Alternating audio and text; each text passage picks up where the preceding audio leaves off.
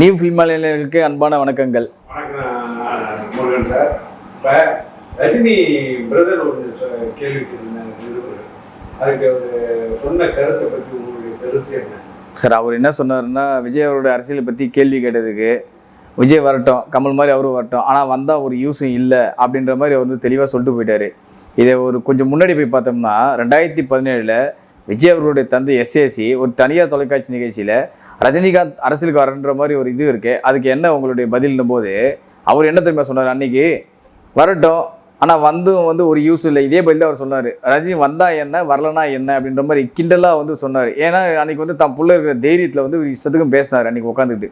ஆனால் இன்றைக்கி அவன் பிள்ளையே அவர் மதிக்கிறதே கிடையாது. உங்கள் எல்லாருக்குமே தெரியும் இன்றைக்கி அவரோட நிலைமை என்னன்னு தெரியும். டெய்லி நைட்டு உட்காந்து புலம்பிட்டு இருக்காராம். அந்த மாதிரிலாம் செய்தி வருது. இந்த மாதிரிலாம் செய்தி இருக்கும்போது எங்கள் தம்பி நீ கிண்டல் பண்ண, இதாவது இதை வந்து ரஜினியோட அண்ணன் சத்யநாராயண ராவ் சொல்லி தான் தெரியுன்றதில்ல மக்களுக்கு. இது அடித்தட்டு மக்களுக்கே தெரியும். இவர் வந்தாலும் ஒரு யூஸ் இல்லை, இவரால் ஒரு லாபமும் இல்லை, இவர் வரதே வேஸ்ட்டு, இதனால் வந்தாலும் ஜெயிக்க முடியாதுன்றது இங்கே இருக்கிற எல்லா மக்களுக்குமே தெரியும். அவங்க ரசிக்க குஞ்சுமணிகள் போனால் குய்யமுன்னு கத்திட்டு இருக்கலாம், வேறு ஒரு யூஸுமே இல்லை. அவர் வர்றதுனால எந்த பயனும் இல்லை. அது உண்மை தான். அது சொல்லப்போனால் என்ன கொள்கை இருக்குது, என்ன கோட்பாடு இருக்குது, ஏதாச்சும் ஒன்று சொந்த கொள்கை இருக்கா? அவருக்கு சொன்னதில் ஏதாச்சும் ஒன்று சொந்த கொள்கைன்னு சொல்லுங்க பார்க்கலாம். இதுவரை யாரும் சொல்லாத கொள்கைன்னு சொல்லி பார்க்கலாம். நாங்கள் காமராஜரை ஃபாலோ பண்ணுறோம், அஞ்சலி அம்மாவை ஃபாலோ பண்ணுறோம், இவங்க வேலு நாச்சியாரை ஃபாலோ பண்ணுறோம், அண்ணல் அம்பேத்கர் அவர்களை ஃபாலோ பண்ணுறோம், பெரியார் அவர்களை ஃபாலோ பண்ணுறோம். இதை தான் இங்கே இருக்கிற லெட்டர் கட்சி வரைக்கும் இதை தான் சொல்லிட்டு இருக்காங்க. நான் தெரியாத தான் கேட்குறேன். நீ காமராஜரை ஃபாலோ பண்ணுறேன், அண்ணல் அம்பேத்கர் ஃபாலோ பண்ணுறேன்னா அவங்களாம் யாரை ஃபாலோ பண்ணாங்க? அவங்களாம் யாராச்சும் ஃபாலோ பண்ணி வந்தாங்களா? அவங்களுக்கும் ஒரு தனியாக ஒரு ஸ்டைலை கொண்டு வரல. அவங்க சொந்த முயற்சியில் சொந்த விஷயத்தில் எல்லாமே சொந்தமாக பண்ணாங்க. அவங்க யாரையுமே ஃபாலோ பண்ணல. இல்லை காமராஜர் ஐயா என்ன திருவள்ளுவரையும் பாரதியாரையும் ஃபாலோ பண்ணிட்டு ஒரு கட்சி நடத்தினாரா அவர்? இல்லை அவங்களெலாம் ஃபாலோ பண்ணிட்டு அவங்க முன்னோர்களை நினச்சிட்டு வந்தாரா? இல்லை பெரிய பெரிய சித்தர்கள் அரசர்களை ரோல் மாடல் எடுத்துகிட்டு வந்தாரா? ஒன்றும் கிடையாது. அவருக்கும் ஒரு தனி கொள்கை, அவருக்கு நாட்டு மக்கள் என்ன பண்ணணுன்றதை யோசித்து முடிவு பண்ணி அவர் அரசியல் நடத்தினார். அண்ணல் அம்பேத்கர் யாராச்சும் ஃபாலோ பண்ணிட்டு வந்தாரா? யாராச்சும் ஃபாலோ பண்ணி சட்டங்களை எழுதினாரா? ஒன்றும் கிடையாது. நாட்டு மக்களுக்கு என்ன தேவை அவர் எழுதினார். பெரியார் அவர்கள்னா யாராச்சும் ஃபாலோ பண்ணிட்டு வந்தாரா? இல்லை பெரியார் அவர்கள் யாராச்சும் ஃபாலோ பண்ணி இங்கே சீர்திருத்தம் இதெல்லாம் கொண்டு வந்தாரா? இந்த மாதிரி விஷயங்களை அவர் கொண்டு வந்தாரா? மூட நம்பிக்கை இதெல்லாம் அவர் யாராச்சும் ஃபாலோ பண்ணி சொல்லி வந்தாரா? அவருக்கு என்ன தோணுச்சோ அவர் பண்ணார்ல. உங்களுக்கு ஏதாச்சும் ஒன்று தோணுதா? இல்லை ஒன்றாச்சும் ஒரு சொந்த கருத்து இருக்குதா? இல்லை ஏதாச்சும் ஒன்று இதுவரை எந்த அரசியல் தலைவரும் சொல்ல முடியாத ஒரு கொள்கையை சொல்லிட்டாரா? லஞ்சத்தை நான் ஒழிப்பேன் சொல்லியிருக்காரா? எந்த அரசு அலுவலகங்களும் லஞ்சம் வாங்கினாலும் லஞ்சம் வாங்குற போல நான் வேலையை விட்டு தூக்குவேன் அப்படின்னு சொல்லியிருக்காரா? ஒன்றுமே கிடையாது. எதனால ஒரு கொள்கை சார் இன்னைக்கு இருக்கிற சார் ஒரு எல்கேஜிலேருந்து +2 படிச்சிருக்க ஒரு பையனுக்கு ஒரு பசங்களுக்கு நம்ம என்ன ஃபீஸ் கட்டணும்னு தெரியாதா சார் உங்களுக்கு? நீங்கள் யோசிச்சு பாருங்க. இந்த ஃபீஸ் எல்லாம் ஒழிச்சிடுவேன், எல்லா தனியார் நிறுவனங்களும் அரசோட பொது உடைமையாக்கப்படும் சொல்லியிருக்காரு அவர். குடும்பத்தில் ஒருவருக்கு அரசு வேலை. தமிழ்நாட்டில் எத்தனை கவர்மெண்ட் ஸ்டாஃப் இருக்காங்க உங்களுக்கு தெரியும். தமிழ்நாட்டில் ஒரு குடும்பத்துக்கு ஒரு கவர்மெண்ட் ஸ்டாஃப் கொடுத்தா கூட எல்லா கவர்மெண்ட்லையும் நிர்ணயிக்கலாம் சொல்லியிருக்காரு அவர். எவ்வளோ விஷயம் இருக்குது சார் தமிழ்நாட்டு மக்களுக்கு பண்ணுறதுக்காக. அடித்தட்டு மக்களுடைய வாழ்வாதாரத்துக்கு என்ன சார் சொல்லியிருக்காரு? சும்மா நாங்கள் இதே எல்லா கட்சியும் சொல்கிறது இவருன்னு சொல்லியிருக்காரு. அப்புறம் எதுக்கு இவர் கட்சி? அது அந்த கட்சியை எடுத்துகிட்டு போட்டோமே. இந்த ஒரு பழமொழி சொல்லுவாங்களே சார், இது பருத்தி மூட்டை பேசாமல் குடோன்ல இருந்துருக்கலாம்னால அந்த மாதிரி கதை தான் இது. அப்போ இந்த இவங்களுக்கு கொடுக்குற சம்பளத்துக்கு என்ன வேலை வாங்குதுன்னு தெரியல. நீ இந்த பருத்தி மூட்டை திரும்பி குடோனில் போடு, குடோன்லேருந்து நீ ரைஸ் மில்லில் போடு, ரைஸ் மில்லேருந்து தூக்கின்னு நீ திரும்ப இதில் வச்சு குடோனில் வச்சுருந்தா அதுக்கு விமல் கேட்பார்ல, ஏங்க இதுக்கு பேசாமல் பருத்தி மூட்டை குடோன்லேயே இருந்துருக்கலாமே அப்படின்ட்டு. அந்த மாதிரி கதை தான் இவர் கதை. கொடுக்கலாம் தான் கட்சி ஆரம்பிச்சிட்டேனே, அரசியல் கட்சி ஆரம்பிச்சிட்டேன், என்ன பண்ணுறதுன்னு தெரியல. நம்ம இவர் திமுக 4 கொள்கை எடு, அதிமுக 4 கொள்கை எடு, பிஜேபி 2 கொள்கை எடு, பெரியார் கொள்கை உள்ளே போடு, எல்லாத்தையும் போட்டு மிக்சியில் போட்டு அரைச்சி திருப்பி ஃப்ரெஷ்ஷாக கொடுத்தா எப்படி இருக்கும்? அந்த மாதிரி தானே இவர் சொல்கிறது. ஏதாச்சும் ஒரு லாஜிக் இருக்கா? ஏதாச்சும் ஒரு இது இருக்குது? முதல்ல அவர் ஸ்டெடியாக நிற்கிறாரா? யார் உங்களுக்கு எதிரின்னு கேட்டால் எங்களுக்கு எதிரி யார் என்று சொல்ல முடியும். வடிவேல் மாதிரி பேசிகிட்டு இருக்காரு உட்காந்து. ஒரே நாளில் பணக்காராவது எப்படின்ற மாதிரி புத்தகம் வச்சு இந்த நான் எப்படி பணக்காரானா அப்படின்னு வடிவேல் கிண்டல் பண்ணுவாங்க. அந்த மாதிரி தான் இவர் சொல்கிறது. தைரியமாக நாம தான் சொல்லுங்க. இந்த வடிவேல் பஞ்சாயத்து இது பண்ணார்ல, ஆடு திருநம் யாரும் எனக்கு ஆடு திருடல, ஆடு திருநமா நான் கனவு கண்டேன் சொன்னல, கிளம்பி போகணும் வடிவேல் தத்துவம். அந்த மாதிரி தான் இருக்குது இவங்க சொல்கிறது எல்லாமே. இவங்க பண்ணு இல்லை ஒன்றுத்துக்காச்சும் கேட்டால் எங்களை பார்த்து யார் பயப்படுகிறார்களோ அவர்கள் தான் எங்களுக்கு எதிரின்றாரு. யார் உங்களை பார்த்து பயப்படுறாங்க? உங்களை பார்த்து யாருமே பயக்கல, உங்களை பார்த்து சிரிச்சுட்டு தான் இருக்காங்க. உண்மையை சொல்ல போனால் எனக்கு தெரிஞ்சு இந்தியாவிலேயே கட்சி ஆரம்பித்து என்டர்டைன்மெண்ட் பண்ணி கொடுக்குற ஒரே கட்சி ஒரு கட்சி தான். எனக்கு தெரிஞ்சு கேட்டீங்க. உண்மையை சொல்ல போனால் சிரிச்சுக்கிட்டு தான் இருக்காங்க எல்லாரும். ட்ரோல் பண்ணிட்டு சிரிச்சுக்கிட்டு என்டர்டைன்மெண்ட் பண்ணிட்டு போயிட்டு இருக்காங்க டெய்லி மக்கள். இதனால் ஒரு யூஸும் கிடையாது. என்ன இதில் இது என்ன அண்ணன் சத்யநாராயணன் தான் சொல்லணுமா? இது இங்கே இருக்கிற பேசிக்காக எல்லாருக்குமே தெரியும். இங்கே இதுக்கு மேலே என்ன சொல்ல வேணும் அவங்களுக்கு? சரி, ரஜினி அவர் வீட்டில் தீபாவளி பேட்டி கொடுக்கும்போது கேட்டிருக்காங்க, என்ன சார் விஜய் கட்சி பற்றி அப்போ அவர் சொன்ன வார்த்தைகள் அவரு ஆளை விட்டா போதும். அவரு அப்படி கிடையாது சார். அவர் பொதுவாக எங்கேயுமே வந்து அவர் அரசியலுக்கு வரேன்னு சொல்லும்போது அரசியலை பற்றி முன்னெடுத்து கருத்துக்கள் சொன்னார். என்னைக்கு அரசியலுக்கு வரலன்னு சொல்லிட்டாரோ அன்னிலேருந்து இன்று வரை எந்த அரசியல் விஷயங்களும் பேசுறதே கிடையாது. அரசியல் கேள்விகள் கேட்டால் நான் அரசியல் கேள்வி நான் கேட்க மாட்டேன்னு சொல்லிட்டேன். திரும்ப என்கிட்ட எது கேட்குறீங்க? அன்றைக்கி ஏர்போர்ட்டில் கூட வரும்போது கூட ரொம்ப ஒரு ஆர்ஷா போய் சொன்னார். நான் தான் அரசியல் கேள்விகள்லாம் போய் சொல்ல மாட்டேன் சொல்லிட்டேன். அப்புறம் இதுக்கு அரசியல் கேட்குறீங்கன்னாரு. படத்தை பற்றி கேளுங்க பேசுகிறேன். படத்தை பற்றி கேட்போம் பதில் சொல்கிறாரு. இன்றைக்கி சிம்பிளாக வந்து சார் ஒரு மனுஷன்னா ஒரு நாகரிகம் இதெல்லாம் வந்து தெரிஞ்சவர் அவர், சரிங்களா? அவர் வந்து தெளிவாக சொல்கிறார். விஜய் அவர்கள் மாநாடு நடத்தினார். மாநாடு வெற்றிகரமாக நடத்தி முடிச்சிட்டாரு. அவருக்கு என்னுடைய வாழ்த்துக்கள். முடிஞ்சு போயிடுச்சு சார். அதில் பேசின விஷயம்னு கையெழுத்து போயிட்டு வாங்கிட்டார். அதுக்கு அர்த்தம் அதே தான், போயிட்டு வாங்கிட்டார். நான் ஏன்னா அரசியல் கருத்துக்கள் நான் பேச மாட்டேன். ஒரு வாழ்த்துக்கள் அவ்வளோதான். யாரையுமே அவர் பகைச்சிக்க மாட்டார். எல்லாருக்கும் வாழ்த்துக்கள்.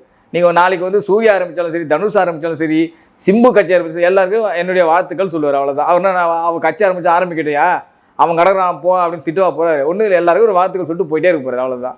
அவர் யாரையுமே வந்து எதிரியை நினைக்க மாட்டார். யாரையுமே வந்து பகிச்சு கூட நினைக்கிற ஒரு ஆள் அவர். ஏன் சார் விமர்சனம் பண்ணவங்களே வீட்டுக்கு கூப்பிட்டு என்ன மாதிரி உபசரிச்சு அமைச்சவர் தெரியாது அவங்களுக்கு? சொல்லுங்கள். அவர் ரஜினிகாந்த் எந்த அளவுக்கு கேவலமாக விமர்சனம் பண்ணவங்களையே வீட்டுக்கு வந்தாலும் அவர் எப்படி உபசரிச்சு அனுப்பாரு இங்கே எல்லாருக்குமே தெரியும். அப்போ இப்படி மனுஷங்கிட்ட போய் அரசியல் கேள்வி கேட்டிங்கன்னா அவர் நான் பதில் இவர் அரசியல் மாட்ட கொள்கையை பற்றி பேசுகிற ரஜினிகாந்த் இருக்காரு. நான் தெரியாமல் தான் கேட்குறேன். வேறு வேலை வெட்டி இல்லையா ரஜினிகாந்துக்கு? அரசியல் மாநாட்டை பற்றி சொல்கிறது தான் அவர் வேலையாக இருக்கு. வாழ்த்துக்கள் சொல்லிட்டாரு, முடிஞ்சு போச்சு. வேறு என்ன வேணும் இவங்களுக்கு? வேறு என்ன எதிர்பார்க்குறாங்க? Okay sir. அதே மாதிரி விஜய் மாநாட்டுக்கு 2 மார்டின் அவங்கள இன்னொரு அளவு 100 கோடி கொடுத்து தான் இந்த மாநாடை நடத்தினதாகவும் இதுக்கு பின்னாடி பல ஆட்கள் இருக்கிறாங்க அப்படின்றது நீங்கள் சொன்ன அந்த இது என்னென்ன சார்?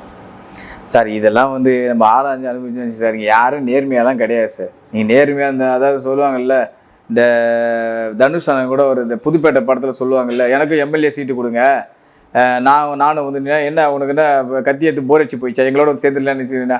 ஆமாம், நீங்கள் மட்டும் என்ன பெரிய காமராஜர் அண்ணா காந்தி வழி வந்தவங்களான்னு கேட்பாரு. அந்த மீட்டிங்கில் அந்த இவருக்கு எலெக்ஷன் சீட்டு கொடுக்குறதுக்காக வந்து பொட்டி தூக்கி உட்காரும்போது புதுப்பேட்டை படத்தில் இந்த அழகப்பெருமாள்கிட்ட பேசுவார்ல, நீங்கள் என்ன பெரிய காந்தி அண்ணா நேரு வழியில் வந்தவங்களா, நீங்களும் என்ன மாதிரி வந்தது தானேயா அப்படின்ற மாதிரி கிண்டலாக ஒரு படத்துக்காக காட்சி அமைப்பு வச்சுருப்பாங்கல்ல, அந்த மாதிரி தான் இவங்க சொல்கிறது. இவர் என்ன நேரு வழியில் நடத்துனா சார்? நேரு வழியில் நடத்தி கட்சி ஆரம்பிச்சு எனக்கு தெரிஞ்சு வந்து சமீபத்தில் வந்து விஜயகாந்த் அண்ணன் மட்டும்தான் சார். வேறு யாருமே வந்து அவருக்கு வந்து யாரும் பின்புலமாக இருந்து செயல்படலை.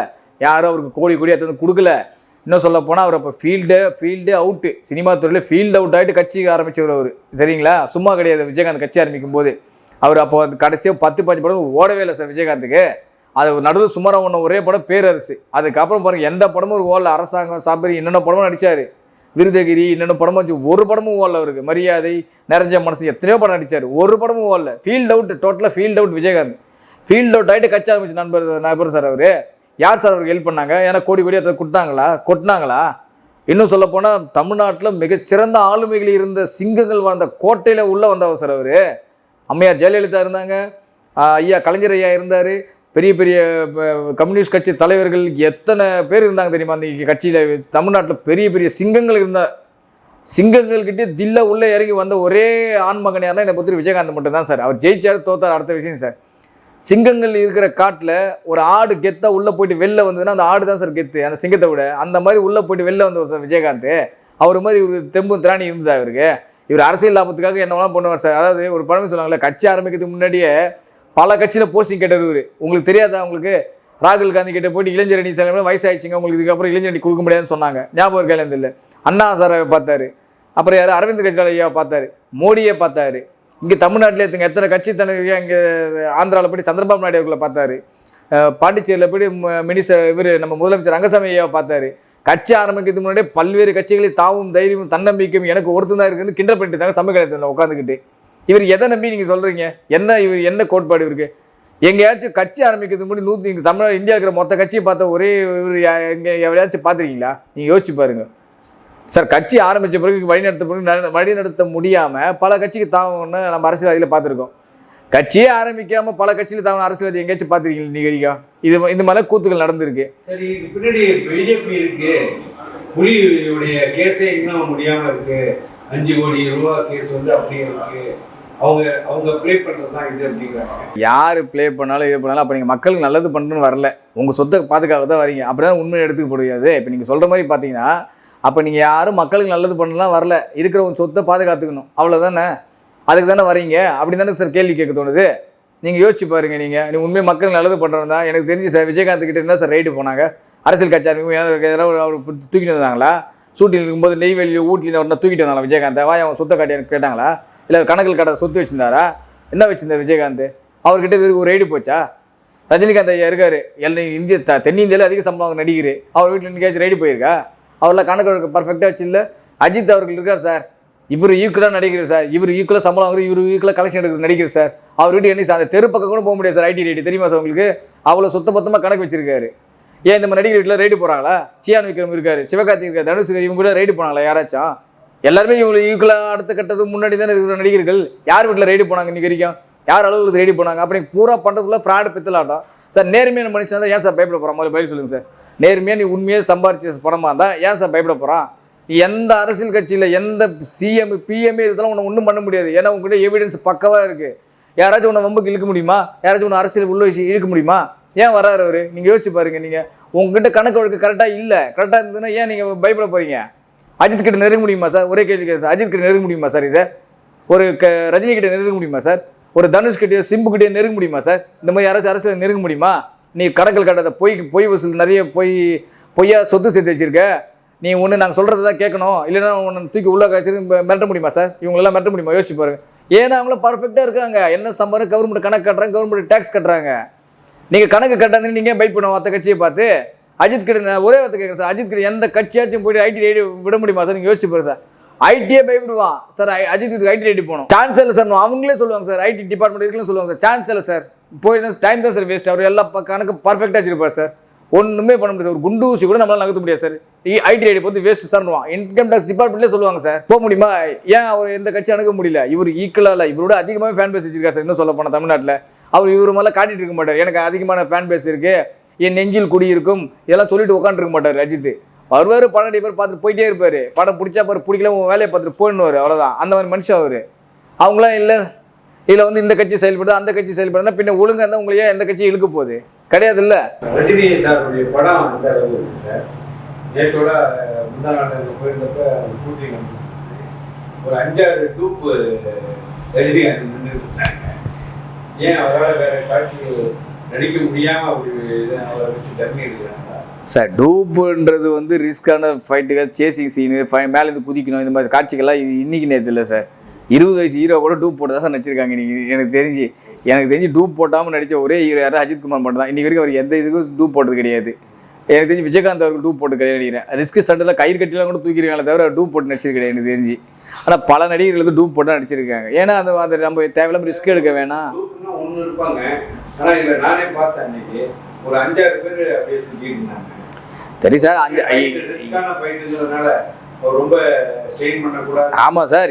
இந்த வயசில் வந்து ஒரு நடிக்கிறது நின்று சூப்பர் ஸ்டார் நிற்கிறதே பெரிய விஷயம் சார். 73 வயசு முதல்ல எந்த நடிகை சார் நடிச்சிட்டு இருக்காங்க? முதல்ல பைக் சொல்லுங்கள் சார். 73 வயசு நடிகர் எங்கே நடிச்சிட்டு இருக்காங்க? முதல்ல நடிக்கவே இல்லை. 74 வயசில் எல்லாம் வீட்டில் 2 பேரம் பேச்சோட வீட்டில் உட்காந்துட்டு நடக்க முடியாமல் உட்காந்துருக்காங்க அந்த நடிகர்கள்லாம். ஏதோ 1-2 பேர் தான் அந்த நம்ம Balakrishnan, Mammootty sir, Mohanlal sir, Sathyaraj sir மாதிரி எங்கேயோ ஒரு நல்ல ரோல் எடுத்து பண்ணிகிட்டு இருக்காங்க. அவ்வளோதான். அவங்கள வந்து உடம்பு அல்ட்டிக்காத ரோல் பண்ணுறாங்க. ஆனால் இந்த மனுஷன் இந்த வயசுல வந்து இது பண்ணுறாருல்ல, சண்டை காட்சிகளில் இறங்குறாரு, இது பண்ணுறாரு, கன் ஷூட்டு ஓடுறாரு, தாவறாரு. வேட்டையின் படத்தில் பார்த்துங்க அத்தனை இது ரியலாக தான் பண்ணியிருக்காரு. என்ன இருக்குது இதுக்கு மேலே வந்து நம்ம டூப் இல்லாமல் பண்ணோமா?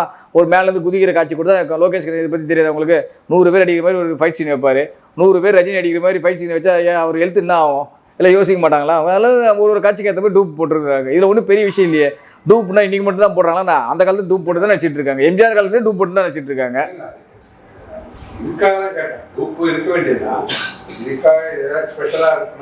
சார் எதனா ஸ்பெஷல் ஃபைட் என்ன வச்சிருப்பாரு சார்? உங்களுக்கு லியோ கூட ஒரு ஸ்பெஷலான ஃபைட் வச்சிருந்தாரு. 500 பேர் அடிக்கிற மாதிரி ஒரு சீன் வச்சிருந்தாரு. இதில் கூட தான் எதனா வச்சிருக்கலாம். அந்த மாதிரி ஏதாவது சீன் இருக்கலாம். 500 பேருக்கு எனர்ஜி என்ன ஆகும்? கையிலையும் காலையும் குத்தும்போது என்ன ஆகும் எனர்ஜி? ஒருத்தனாலே முடியாது சொல்ல போனால் 4-5 பேர் கூட போட்டுருக்கலாம். அவர் படம் வரும்போது தான் சார் தெரியாது என்ன மாதிரி எதுக்காக அந்த டூப்பெல்லாம் யூஸ் பண்ணியிருக்காங்க அப்படின்ட்டு. சார் கிட்டத்தட்ட வந்து கூலி திரைப்படத்தோட ரஜினிகாந்த் போர்ஷன் எல்லாமே கிட்டத்தட்ட முடிஞ்சு போயிடுச்சு சார். ஏதோ சின்ன ஒர்க் இருக்குது, ஒரு 4-5 நாள் பெண்டிங்கில் இருக்குன்னாங்க. அது மட்டும் தான் அவர் எடுக்கிறாங்க. ஒரு சண்டை காட்சி அது ஒரு பெண்டிங்கில் இருக்குனாங்க. அதுக்காக கூட அந்த டூப்பெல்லாம் போட்டு எடுத்துருக்கலாம். இந்த சண்டை காட்சிகள்லாம் முடிஞ்சிச்சுன்னா அடுத்தது பார்த்தீங்கன்னா அவர் ஜெயிலர் 2 அனௌன்ஸ்மெண்ட் எனக்கு தெரிஞ்சது ரஜினிகாந்த் பர்த்டே December 12 வந்து ஜெயிலர் 2 அனௌன்ஸ்மெண்ட் வரதுக்கு அதிக வாய்ப்புகள் இருக்குது. அந்த படம் வந்து 2023 தீபாவளிக்கு ரிலீஸ் அதுக்கு பிளான் பண்ணுறாங்க. கூலி திரைப்படத்தை ஏப்ரல் 10 தமிழ் புத்தாண்டை முன்னிட்டு ரிலீஸ் பண்ணுறதுக்காக பிளான் பண்ணுறாங்க. ஸோ அதனால தான் படப்பிடிப்பு வேகமாக நடக்குது. இதுதான் இருக்கிற ரஜினி படத்துடைய அப்டேட்டு. Thank you sir.